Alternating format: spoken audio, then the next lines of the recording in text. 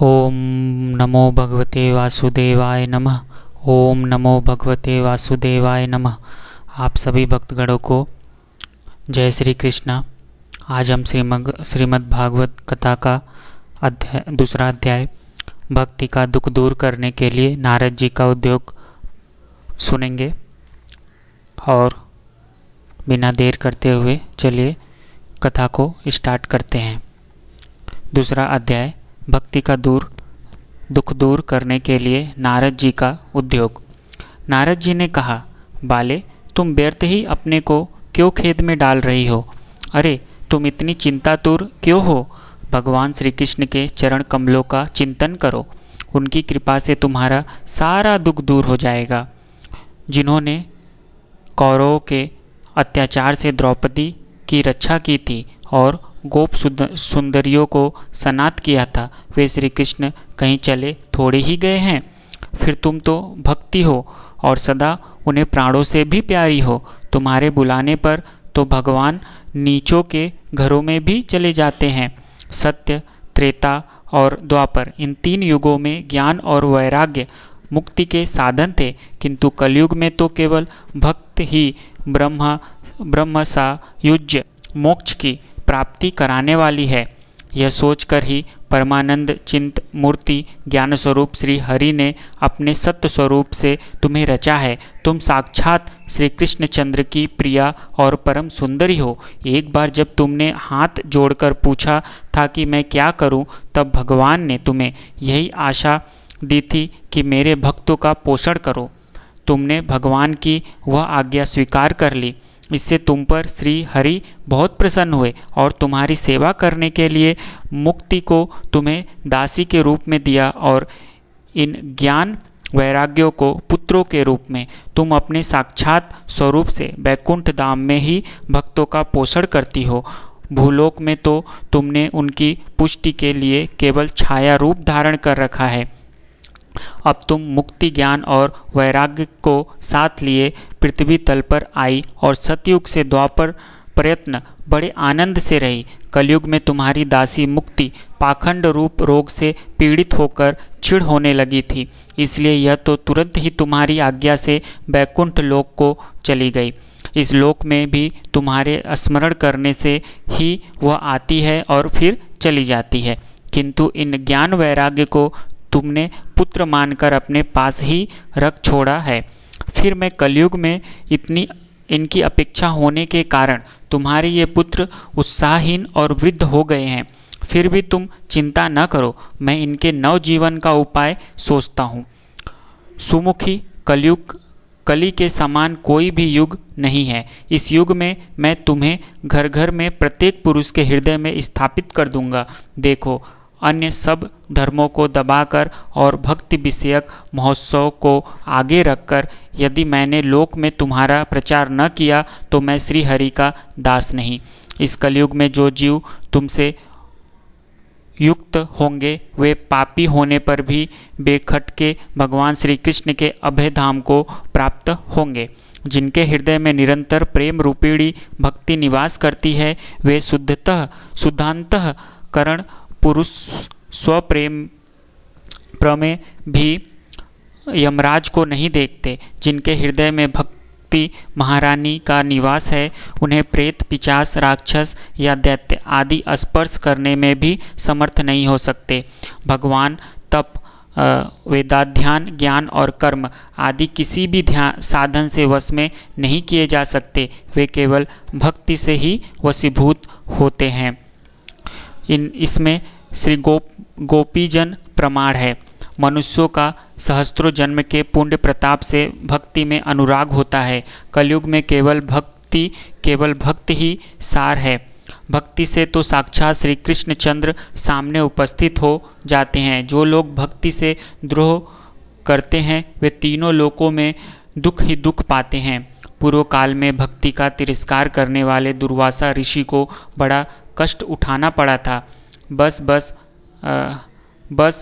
बस व्रत, तीर्थ, योग, यज्ञ और ज्ञान चर्चा आदि बहुत से साधनों की कोई आवश्यकता नहीं है। एकमात्र भक्ति ही मुक्ति देने वाली है। सूत जी कहते हैं, इस प्रकार नारद जी के निर्णय किए हुए अपने महात्म्य को सुनकर भक्ति के सारे अंग पुष्ट हो गए और उनसे कहने लगी। भक्ति ने कहा नारद जी से, नारद जी आप धन्य हैं, आपकी मुझ में निश्चल प्रीति है, मैं सदा आपके हृदय में रहूंगी, कभी आपको छोड़कर नहीं जाऊंगी। साधो आप बड़े कृपालु हैं, आपने क्षण भर में मेरा सारा दुख दूर कर दिया, किंतु अभी मेरे पुत्रों में चेतना नहीं आई है, आप इसे शीघ्र ही सचेत कर दीजिए, जगा दीजिए। सूत जी कहते हैं, भक्ति के ये वचन सुनकर नारद जी को बड़ी करुणा आई और वे उन्हें हाथ से हिला डुलाकर जगाने लगे। फिर उनके कान के पास मुंह लगाकर जोर से कहा, ओ ज्ञान जल्दी जग पड़ो, ओ वैराग्य जल्दी जग पड़ो। फिर उन्होंने वेद ध्वनि, वेदांत घोष और बार बार गीता पाठ करके उन्हें जगाया। इससे वे जैसे तैसे बहुत जोर लगाकर उठे, किंतु आलस्य के कारण वे दोनों जमाई लेते रहे, नेत्र उघाड़कर देख भी नहीं सके। उनके बाल बगलुओं की तरह सफ़ेद हो गए थे, उनके अंग प्रायः सूखे काठ के समान निस्तेज और कठोर हो गए थे। इस प्रकार भूख प्यास के मारे अत्यंत दुर्बल होने के कारण उन्हें फिर सोते देख नारद जी को बड़ी चिंता हुई और वे सोचने लगे, अब मुझे क्या करना चाहिए। इनकी यह नींद और इससे भी बढ़कर इनकी वृद्धावस्था कैसे दूर हो। सौनक जी इस प्रकार चिंता करते करते वे भगवान का स्मरण करने लगे। उसी समय यह आकाशवाणी हुई कि मुने खेद मत करो, तुम्हारा यह उद्योग निसंदेह सफल होगा। देवर्षे इसके लिए तुम एक सत्कर्म करो, वह कर्म तुम्हें संत शिरोमणि महानुभाव बताएंगे। उस सत्कर्म का अनुष्ठान करते ही क्षण भर में उनकी नींद और वृद्धावस्था चली जाएगी तथा सर्वत्र भक्ति का प्रसार होगा। यह आकाशवाणी वहाँ सभी को साफ साफ सुनाई दी। इससे नारद जी को बड़ा विस्मय हुआ और वे कहने लगे, मुझे तो इसका कुछ आशय समझ में नहीं आया। नारद जी बोले, इस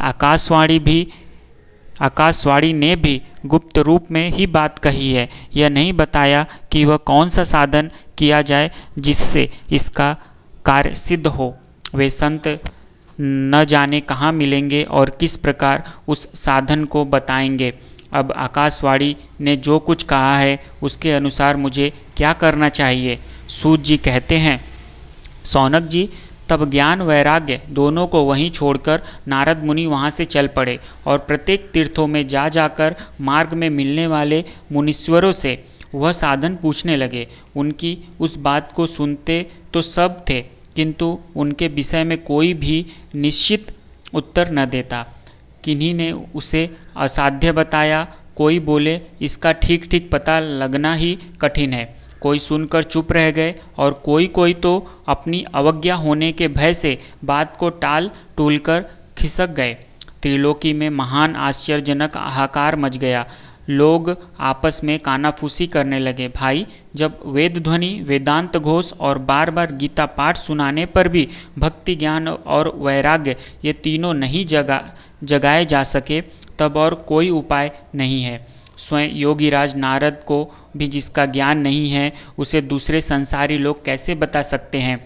इस प्रकार जिन जिन ऋषियों से इसके विषयों में पूछा गया, उन्होंने निर्णय करके यही कहा कि यह बात दुसाध्य ही है।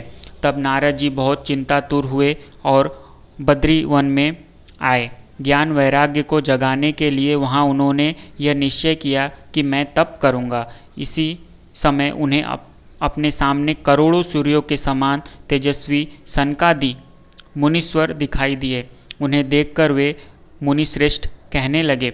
नारद जी ने कहा, महात्माओं, इस समय बड़े भाग्य से मेरा आप लोगों के साथ समागम हुआ है। आप मुझ पर कृपा करके शीघ्र ही वह साधन बताइए। आप सभी लोग बड़े योगी, बुद्धिमान और विद्वान हैं। आप देखने में 5-5 वर्ष के बालक से जान पड़ते हैं, किंतु है पूर्वजों के भी पूर्वज। आप लोग सदा बैकुंठ धाम में निवास करते हैं, निरंतर हरि कीर्तन में तत्पर रहते हैं। भगवलीलामृत का रसास्वादन कर सदा उसी में उन्मत्त रहते हैं और एकमात्र भगवत कथा ही आपके जीवन का आधार है। हरि शरणम, भगवान ही हमारे रक्षक है, यह वाक्य, यह मंत्र सर्वदा आपके मुख में रहता है। इसी से काल प्रेरित वृद्धावस्था भी आपको बाधा नहीं पहुंचाती। पूर्व काल में आपके भ्रूभंग मात्र से भगवान विष्णु के द्वारपाल जय और विजय तुरंत पृथ्वी पर गिर गए थे और फिर आपकी ही कृपा से वे पुनः बैकुंठ लोक पहुंच गए। धन्य है, इस समय आपका दर्शन बड़े सौभाग्य से हुआ है। मैं बहुत दीन हूँ और आप लोग स्वभाव से ही दयालु है, इसलिए मुझ पर आपको अवश्य कृपा करनी चाहिए। बताइए, आकाशवाणी ने जिनके विषय में कहा है वह कौन सा साधन है और मुझे किस प्रकार उनका अनुष्ठान करना चाहिए? आप इसका विस्तार से वर्णन कीजिए। भक्ति, ज्ञान और वैराग्य को किस प्रकार सुख मिल सकता है और किस तरह इनकी प्रेम पूर्वक सब वर्णों में प्रतिष्ठा की जा सकती है? सनकादि ने कहा, देवर्षि, आप चिंता न करें, मन में प्रसन्न हो। उनके उद्धार का एक सरल उपाय पहले से ही विद्यमान है। नारद जी, आप धन्य हैं, आप विरक्तों के शिरोमणि है, श्री कृष्ण दासों के शाश्वत पथ प्रदर्शक एवं भक्ति योग के भास्कर हैं। आप भक्ति के लिए जो उद्योग कर रहे हैं यह आपके लिए कोई आश्चर्य की बात नहीं समझनी चाहिए। भगवान ने भक्त के लिए तो भक्ति की सम्यक स्थापना करना सदा उचित ही है। ऋषियों ने संसार में अनेकों मार्ग प्रकट किए हैं, किंतु वे सभी कष्ट साध्य है और परिणाम में प्राय स्वर्ग की ही प्राप्ति कराने वाले हैं। अभी तक भगवान की प्राप्ति कराने वाला मार्ग तो गुप्त ही रहा है। उसका उपदेश करने वाला पुरुष प्राय भाग्य से ही मिलता है। आपको आकाशवाणी ने जिस सत्कर्म का संकेत दिया है उसे हम बतलाते हैं। आप प्रसन्न और समाहित चित्त होकर सुनिए। नारद जी, द्रव्य यज्ञ, तपोयज्ञ, योग यज्ञ और स्वाध्याय रूप ज्ञान यज्ञ, ये सब तो स्वर्गादि की प्राप्ति कराने की ही स्वर्गादि की प्राप्ति कराने वाले कर्म की ही ओर संकेत करते हैं। पंडितों ने ज्ञान यज्ञ को ही सत्कर्म, मुक्तिदायक कर्म का सूचक माना है।